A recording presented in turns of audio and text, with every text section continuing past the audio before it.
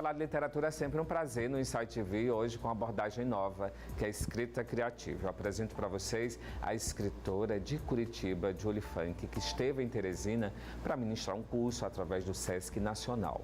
Trata-se do Arte da Palavra. Acompanhe com a gente. Um bate-papo sobre literatura com foco em escrita criativa. Eu vou conversar com a Julie Funk, que é de Curitiba, está em Teresina através desse projeto super bacana do Sesc, que é a Arte da Palavra. Eu quero saber dela o que se entende por escrita criativa, como é que isso pode ser utilizado por quem gosta de escrever ou quer escrever de alguma forma em algum momento, Julie. Obrigada pelo convite primeiro, né? Então, o projeto Arte da Palavra é um projeto que foi feito pelo Sesc, agora nesse ano, e vários autores foram convidados para percorrer o Brasil, dando oficinas de escrita criativa, criação literária, né, e relacionadas a outras artes também. A oficina que eu preparei para vir para cá é uma oficina de escrita criativa e outras artes. Então, como é que a gente entende a escrita criativa dentro desse contexto? É uma espécie de junção entre o repertório, a técnica literária ou a técnica, né, os procedimentos de texto e a marca autoral que o aluno vai desenvolver durante o curso através de um contato com outras linguagens. Então, desde as artes gráficas, as artes visuais, o cinema, né, o audiovisual como um todo. É o que está na moda hoje, né, na literatura, que são livros objetos, né, que tem um outro sentido em torno dele. A ideia é que a gente está trabalhando não com o livro objeto propriamente ali na oficina, mas ele poderia culminar num livro objeto, caso alguém saia dali com um texto pronto que possa acabar virando, né, uma proposta gráfica. E o que é o livro objeto? Justamente esse livro que se propõe a ser mais do que simplesmente uma página com texto impresso, né? Mas é como se fosse um palco para a palavra, né? Então é a palavra em performance, é a palavra de maneira gráfica, representada de maneira gráfica, né? É um livro que tem um acabamento diferente, é um acabamento que tem a ver com a sensação que é causada pelo conto ou pelo poema publicado no livro. Então ele tem uma proposta de criar uma espécie de sensação nesse leitor, para que ele não seja só uma simples reprodução que poderia ser feita num PDF, por exemplo. Quem trabalha com isso hoje? Que autores você nomearia? Olha, tem vários autores que estão pesquisando isso, né, estão trabalhando com essa proposta gráfica, mas eu posso te falar de algumas editoras que especialmente, né, trabalham com isso. Eu sei que tem um pessoal em Santa Catarina, né, comandado pela Regina Melim, que é uma pesquisadora dessa área, né, de escrita conceitual, do livro de artista. Tem o pessoal da editora Caseira, que é uma editora bem pequena, em Florianópolis também. Eu conheci recentemente, eles fazem um trabalho, o Gustavo Reginato faz um trabalho muito legal, né, com essa proposta de livro de artista. Fora daqui, a gente tem, por exemplo, o Júlio Cortázar, que começou com isso na década de 60, né? Ele tem 2 livros almanac. Então não é algo novo, né? Não é algo novo. Está presente aí no mercado há algum tempo. Exatamente, não é algo novo. Mas, por exemplo, a tradução desse livro, eu até estava com ele aí, o livro do Júlio Cortázar é um livro que se chama Último Round, e ele é recortado no meio. Então ele é um livro guilhotinado, a parte de cima um pouco maior, a parte de baixo um pouco menor. E você pode ler todos esses textos, que, né, é um livro híbrido, não são textos só de um gênero, né? Tem desde poema até uma foto com uma pichação de um muro, mas você pode ler de maneira não linear. Então, ele, por sinal, tem a sua marca, né, como inovação. Por exemplo, o jogo da amarelinha, que é um jogo de fato, né, onde ele te convida a ler o livro de várias formas, exatamente, saltando capítulos. É um jogo, né? E que exige uma atividade do leitor, né? O leitor não vai pegar esse livro... Uma interação, né? Exato. Ele não vai pegar esse livro e consumir de maneira passiva, né? Então, eu terminei a história. Não, eu preciso participar dessa história. E dependendo do leitor, né, você pode ter milhares de histórias diferentes. Principalmente no jogo da amarelinha, né? Você pode ler das duas formas, ou da forma como ele deixa no roteiro, ou de uma forma linear. Mas você também pode criar a sua forma de ver e escolher a ordem dos capítulos. Isso é genial, né? Julie. Isso. Eu queria que você falasse um pouco sobre a sua escola, né, que é voltada para essa temática de escrita criativa. Há 3 anos no mercado em Curitiba? Exatamente, isso. Como é que é a atuação? Qual o público que procura esse tipo de curso? Não necessariamente escritores, mas pessoas que querem despertar, né, a escrita de uma forma além da inspiração, além do dom. A gente justamente gente tenta desmitificar essa ideia de dom, né? É claro que não dá para deixar de levar em conta que tem um fator imponderável na literatura, né? Que tem essa coisa de inspiração, a gente não sabe exatamente, né, de onde vêm algumas histórias. Mas a ideia de uma escola de escrita é exatamente a mesma de uma escola de música, de uma escola de pintura, de uma escola de dança, de uma escola de cinema, né?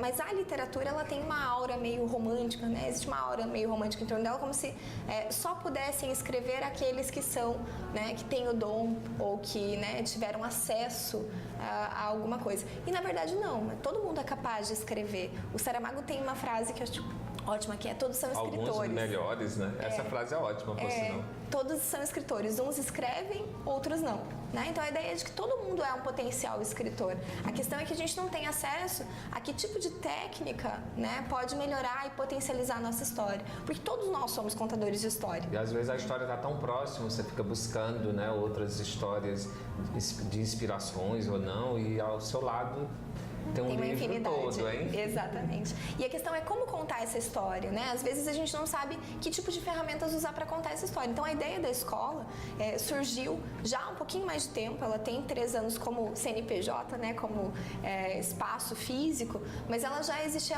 há um pouquinho mais de tempo, justamente porque não é algo novo também, né? Eu fiz uma escola, mas tem várias outras pessoas pesquisando escrita criativa no país, né? E que têm trabalhado com oficinas literárias. A ideia era ali juntar mais professores, né? Não ser mais uma eu-escola, né? Juntar mais professores e fazer com que ali qualquer pessoa que quisesse escrever, desde uma crônica até uma história em quadrinhos, encontrasse profissionais que pudessem guiar nesse caminho, né? E pudessem ajudar nesse processo de constituição de repertório, técnica, marca autoral, para que o aluno possa saber como fazer isso, porque não é todo mundo que tem acesso a isso, né? Fora de um espaço como uma escola, por exemplo. Por sinal, Curitiba tem ótimos professores, né? Bons autores, é uma região que se destaca em produção literária, né? Sim, hoje a gente muitas editoras também. Isso, de certa forma, ajuda a escola a trazer novidades, estar sempre com cursos novos, essas coisas. Curitiba tem uma coisa de, né, ser uma cidade literária, né? Enfim,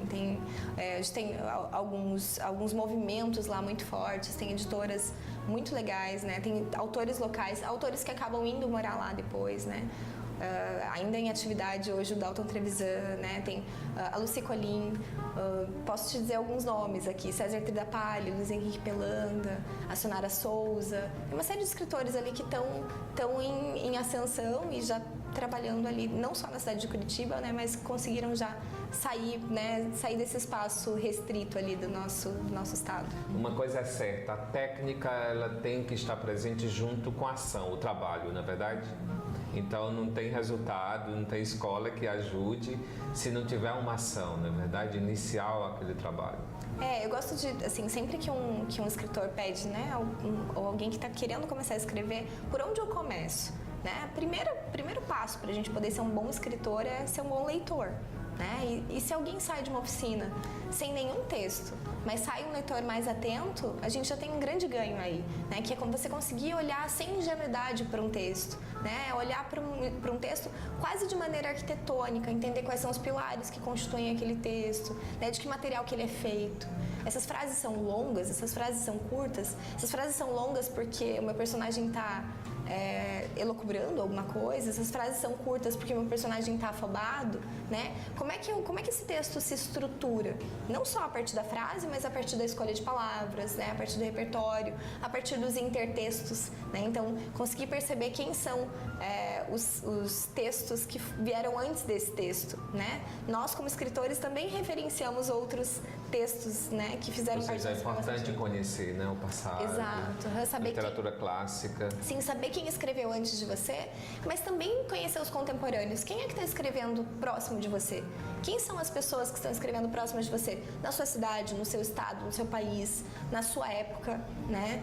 Entender esse teu espaço-tempo é fundamental para você saber como é que se constitui a tua própria escrita. Como conhecedora do mercado, o que é que você diria sobre a produção atual? O que as editoras querem publicar e o que os leitores querem ler? Olha, eu acho que tem espaço para tudo ainda. A gente não vejo restrições em relação a temas, né? Acho que a gente tem uma série de possibilidades aí. Todo mundo ainda tem uma história para contar. Mas eu acho que tem uma preocupação ultimamente com uma preocupação gráfica mesmo, com o objeto livro, né? Justamente por conta da internet, eu acho que a questão mais ou menos o que aconteceu com a fotografia, lá, não, aconteceu com a pintura, lá quando a fotografia surgiu no início do século XX, está acontecendo agora, né, com o livro, com o surgimento da internet. Então a gente tem uma possibilidade incrível de trabalho gráfico hoje que não era possível, até por questões econômicas lá no início do século XX. Então agora essa preocupação com o livro, como é que ele vai se apresentar, reedições de clássicos, mas com um projeto gráfico diferente, ou reedições de clássicos em quadrinhos, né? Então acho que tem um espaço aí para pensar o livro graficamente que antes não tinha. Uhum. Então, eu acho que o mais interessante de tudo é que através dessas novas editoras, tem algumas que trabalham só com livros digitais mesmo, né?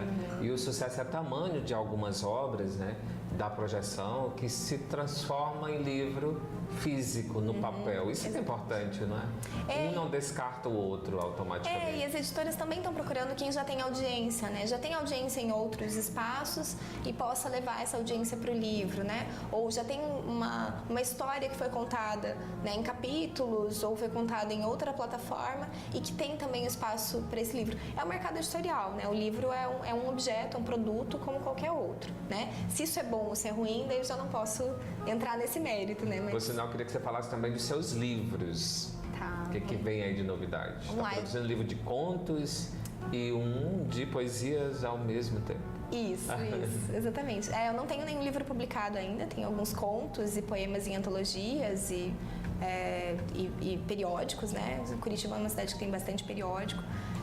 Periódico de nicho, né, periódicos literários. E eu estou com um livro agora de poesia pronto já há uns 2 anos, em processo de lapidação, e um projeto de um livro de artista, que é o segundo livro de artista, na verdade, voltado para um conto específico que se passa todo no banheiro de um ônibus, né? E aí a proposta gráfica é tentar reproduzir a sensação de estar dentro do ônibus. Então o livro tem uma capa que é um tapete de ônibus, então tem toda uma proposta gráfica que conversa com o conto ali.